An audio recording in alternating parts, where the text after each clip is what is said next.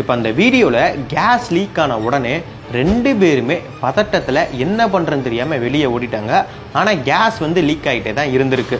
இப்போ கொஞ்ச நேரம் கழித்து சரி எல்லா கேஸும் வெளியே போயிருச்சுன்னு நினச்சி மறுபடியும் 2 பேர் உள்ளே வந்திருக்காங்க. வந்து சிலிண்டரை வந்து நிமித்த பார்த்துருக்காங்க. அதுதான் அவங்க பண்ண தப்பு. அந்த நேரம் தான் அந்த சம்பவம் நடந்திருக்கு. அதாவது பயங்கரமான ஃபயர் ஆக்சிடென்ட் ஆயிடுச்சு. ஆனால் நல்ல வேலை அந்த ஜன்னல் பார்த்தீங்கன்னா அவங்க வீட்டில் அந்த ஓரமாக இருக்குது பார்த்தீங்களா, அந்த ஜன்னல் வந்து ஓப்பனில் இருந்திருக்கு. இதனால கொஞ்சம் காத்தோட்டம் இருந்திருக்கு. இதுவே அந்த ஜன்னல் க்ளோஸில் இருந்துருச்சு, வெளிச்சமே இல்லாமல் இருந்துச்சுன்னு வச்சுக்கோங்களேன், இன்னும் கொஞ்சம் முன்னாடியே ஃபயர் ஆகிருக்கும். பொதுவாக கேஸ் லீக் ஆன உடனே அந்த கேஸ் வெளியேறது பார்த்தீங்கன்னா ரொம்ப ஸ்லோவாக தான் வெளியேறும். அது மட்டும் இல்லாமல் நம்ம எல்லார் வீட்லேயுமே ஜன்னல் இருக்குது பார்த்தீங்கன்னா, அது தரையிலிருந்து கிட்டத்தட்ட ஒரு 3-4 அடிக்கு மேலே தான் இருக்கும். ஆனால் இந்த லீக்கான கேஸ் பார்த்தீங்கன்னா கீழே தான் வந்து ஸ்ப்ரெட் ஆகிருக்கும். ஸோ அதனால் கேஸ் வெளியேறது வந்து லேட்டாக தான் வெளியேறும். அது மட்டும் இல்லாமல் இந்த லீக்கான கேஸ் இருக்குது பார்த்தீங்களா, இது ஃபயர் ஆகிடுச்சுன்னா அட் அ டைமில், அதாவது ஒரே நேரத்தில் எல்லா கேஸுமே பயங்கரமாக ஃபயர் ஆகும். அந்த வீடியோவில் பார்த்தீங்கன்னா அங்கேயும் அப்படி தான் நடந்திருக்கு. பின்னாடிருந்து அப்படியே ஃபயர் வந்து மொத்த கேஸ் வந்து ஃபயர் ஆகி அப்படி ஒரு ஆபத்தான சம்பவம் நடந்திருக்கு. இப்போ இந்த சிலிண்டருக்குள்ளே இருக்கிற கேஸ் பார்த்தீங்கன்னா நல்லா அழுத்தப்பட்டு கொடுத்துருப்பாங்க. பொதுவாகவே கேஸ் சிலிண்டர் பார்த்தீங்கன்னா அதுவாகவே வெடிக்காது. நம்ம பண்ணுற சின்ன சின்ன தப்பு, அசால்ட்டாக நம்ம பண்ணுற தப்புனால தான் கேஸ் சிலிண்டர் அப்படிங்கிறது ஃபயர் ஆகுது.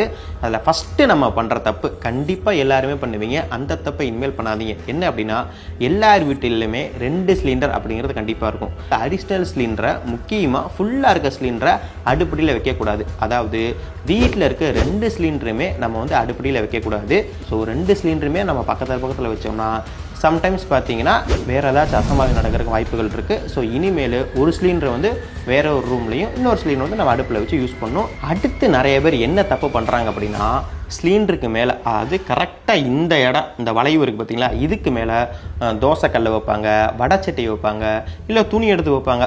எடுத்து ஈஸியாக வந்து தொடச்சிக்கலாமே, இல்லை அதை எடுத்து யூஸ் பண்ணிக்கலாமே அப்படிங்கிறக்காண்டி வைப்பாங்க. இது வைக்கிறனால என்ன ஆகும் அப்படின்னா, இப்போ இந்த டியூப் இருக்குது பார்த்தீங்களா, இந்த டியூப்லேருந்து கேஸ் வந்து லைட்டாக லீக் ஆகுது, இல்லை ரெகுலேட்டர்லேருந்து கேஸ் லைட்டாக லீக் ஆகுது அப்படின்னா, நமக்கு ஆல்ரெடி வந்து ஸ்டவ் எரிஞ்சுக்கிட்டு இருக்கும். அதில் இருக்க தீ வந்து இது லைட்டாக பட்டு அந்த துணியில், அதாவது இந்த சிலிண்டருக்கு மேலே இருக்க துணியில் தீ பிடிக்கிறதுக்கான வாய்ப்புகள் நிறையவே இருக்குது. துணி எங்கே இருக்குது? சிலிண்டருக்கு மேலே இருக்குது. அப்போ இதுவும் ஃபயராக இருக்கான நிறைய வாய்ப்புகள் இருக்குது. ஸோ இனிமேல் சிலிண்டருக்கு மேலே அந்த தோசைக்கல் வைக்கிறது, இந்த வடைச்சட்டி வைக்கிறது, துணி வைக்கிறது, இதெல்லாம் அவாய்ட் பண்ணுங்கள். இன்னும் சில பேர் ரொம்ப ஆபத்தான விஷயங்கள்லாம் பண்ணுவாங்க. என்ன அப்படின்னா, கேஸ் ஸ்மெல் அப்படிங்கிறது லைட்டாக வந்துக்கிட்டு இருக்கும். அந்த நேரம் சமைச்சிக்கிட்டு இருப்பாங்க. நான் வந்து சமைக்க ஆரம்பிச்சிட்டேன், 2 விசில் வந்துருச்சு, இன்னும் ஒரு விசில் வந்தால் நமக்கு வந்து சமையல் முடிஞ்சிடும், கேஸ் ஸ்மெல் வர்றதுக்குள்ளே நம்ம சமைச்சு முடிச்சிருவோம்னு சொல்லிட்டு கேஸ் ஸ்மெல் வந்துக்கிட்டு இருக்கப்பே சமைச்சிக்கிட்டு இருப்பாங்க. இதெல்லாம் மிகப்பெரும் ஆபத்தான விஷயம். இதெல்லாம் இனிமேல் தயவு செஞ்சு பண்ணாதீங்க.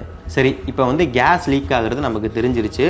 நம்ம பயப்படாமல் ஃபஸ்ட்டு என்ன பண்ணணும் அப்படின்னா, இந்த ரெகுலேட்டர் இருக்குது பார்த்தீங்களா, இதை வந்து உடனே ஆஃப் பண்ணிடணும். ரெகுலேட்டரை ஃபஸ்ட்டு ஆஃப் பண்ணுறது ரொம்ப ரொம்ப முக்கியம். அந்த வீடியோவில் பார்த்தீங்கன்னா கேஸ் லீக் ஆகிறப்ப அவங்க வந்து டியூப் எடுக்கிறாங்க, சிலிண்டரை இது பண்ணுறாங்க, எல்லாம் பண்ணுறாங்களே தவிர ரெகுலேட்டரை வந்து ஆஃப் பண்ணவே இல்லை. அவங்க வந்து ரெகுலேட்டரை ஆஃப் பண்ணியிருந்தாங்கன்னா அப்படி ஒரு சம்பவம் நடந்திருக்கான வாய்ப்புகள் ரொம்ப ரொம்ப கம்மி. இப்போ ரெகுலேட்டரை ஆஃப் பண்ண முடியல.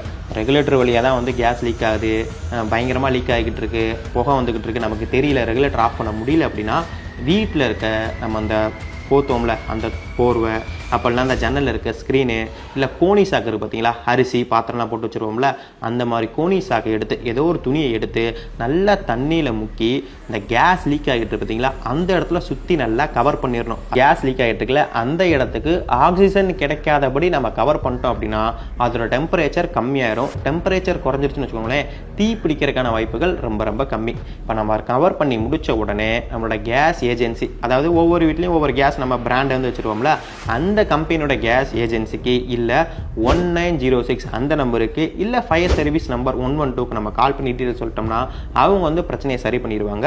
நீங்கள் இதில் ஏதாச்சும் ஒரு நம்பருக்கா நீங்கள் கான்டாக்ட் பண்ணி டீட்டெயில்ஸ்லாம் சொல்லணும்.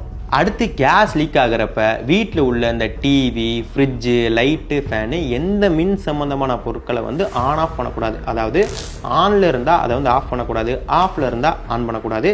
ஜென்ரலாக நம்ம ஆஃபில் இருந்தால் அதை வந்து ஆன் பண்ண மாட்டோம். ஆனால் இதுவே ஆனில் இருந்தால் நிறைய பேர் இதெல்லாம் யூஸ் பண்ணக்கூடாது அது அப்படின்னு நினச்சி டக்குனு போய் ஆஃப் பண்ணுவாங்க. ஸோ நம்ம வந்து ஸ்பார்க் உருவாகிறதுக்கு எதையுமே பண்ணக்கூடாது. ஏன்னா இதெல்லாம் நீங்கள் பண்ணிங்க அப்படின்னா ஸ்பார்க் அப்படிங்கிறது உருவாகும். அந்த ஸ்பார்க் உருவாச்சுன்னா இது மூலிமா ஃபயர் ஆக்சிடென்ட் ஆகிறதுக்கான வாய்ப்புகள் நிறையவே இருக்குது. நீங்கள் அந்த வீடியோவில் பார்த்தீங்கன்னா அவங்க உள்ளே வந்த உடனே ஏதோ ஒரு ஸ்பார்க் உருவாயிருக்கு, அதனால தான் அவ்வளோ பெரிய ஃபயர் ஆக்சிடென்ட்டுங்கிறது ஆகிருக்கு. ஸோ நம்மளே வந்து ஸ்பார்க் உருவாகிறதுக்கான விஷயங்களை பண்ணவே கூடாது. அதே போல் இப்போ கேஸ் லீக் ஆகிட்டு இருக்கு அப்படின்னா அந்த நேரம் நம்ம ஃபோன் பண்ணி கண்டிப்பாக யாருக்கா டீட்டெயில்ஸுங்கிற சொல்லணும், ஹெல்ப்புக்கு கூப்பிடணும். அதை வந்து பக்கத்தில் நின்று பேசாமல் கொஞ்சம் வெளியே நின்று பேசுகிறது தான் நமக்கு சேஃபு. இன்னொரு முக்கியமான விஷயத்தை எல்லாருமே கண்டிப்பாக ஃபாலோ பண்ணணும். என்ன அப்படின்னா, இந்த கேஸ் சிலிண்டரை வந்து டெலிவரி பண்ண வராங்கல்ல, அந்த டைமில் டெலிவரி பண்ணுற அண்ணா கிட்ட ஆனால் அந்த சிலிண்டரை கொண்டு செக் பண்ணி காமிங்க அப்படிங்கிறத கண்டிப்பாக எல்லாருமே சொல்லணும். அதாவது ரெகுலேட்டரில் வந்து இந்த புது சிலிண்டரில் போட்டு கேஸ் எது லீக் ஆகுதா, முக்கியமாக இப்போ சிலிண்டர் வருதுன்னா உள்ள வாஷர் அப்படின்னு ஒன்று இருக்கும், அது கொஞ்சம் சரியில்லைன்னா கூட கேஸ் லீக் ஆகிற வாய்ப்புகள் நிறையாவே இருக்குது. அதை அவங்க கரெக்டாக செக் பண்ணி பார்த்துட்டு தான் கொண்டு வருவாங்க. பட் இருந்தாலும் நம்ம சேஃப்டிக்காண்டி கொண்டு வந்திருக்க சிலிண்டரில் ரெகுலேட்டரை போட்டு ஆன் பண்ணி கேஸ் லீக் ஆகுதா அப்படிங்கிற செக் பண்ணி பார்த்து வாங்குறதா நமக்கு ரொம்ப ரொம்ப சேஃபு. இன்னொரு முக்கியமான விஷயம் என்னென்னா, வருஷத்துக்கு ஒரு தடவை நம்ம அடுப்பு, இந்த டியூப்பு, இந்த ரெகுலேட்டர் இதெல்லாம் செக் பண்ணி வச்சுருக்கிறது ரொம்ப ரொம்ப நல்லது. அதுலேயும் முக்கியமாக இந்த டியூப் பார்த்தீங்கன்னா நிறைய பேர் வீட்டில் மாற்றவே மாட்டாங்க எத்தனை வருஷம் ஆனாலும். ஆனால் வருஷத்துக்கு ஒரு தடவை மாற்றுறது ரொம்ப ரொம்ப நல்லது. ஏன் அப்படின்னா, இந்த டியூப் இருக்குது பார்த்தீங்களா, இது மூலிமா கேஸ் லீக் ஆகிறதுக்கான வாய்ப்புகள் நிறையவே இருக்குது. டியூப் வந்து நல்லா ஸ்ட்ராங்காக தான் சூப்பராக தான் இருக்கும். ஆனால் என்னென்னா, சின்ன சின்ன ஹோல்ஸு இல்லை ஏதாச்சும் ஒரு சம்பவம் நடந்துச்சு அப்படின்னா இது மூலிமா கேஸ் லீக்கான வாய்ப்புகள் நிறையவே இருக்குது. அடுத்து நிறைய பேர் இந்த வண்டியில் இந்த சைக்கிள்லாம் சிலிண்டரை வந்து எடுத்து வச்சுட்டு போவாங்க.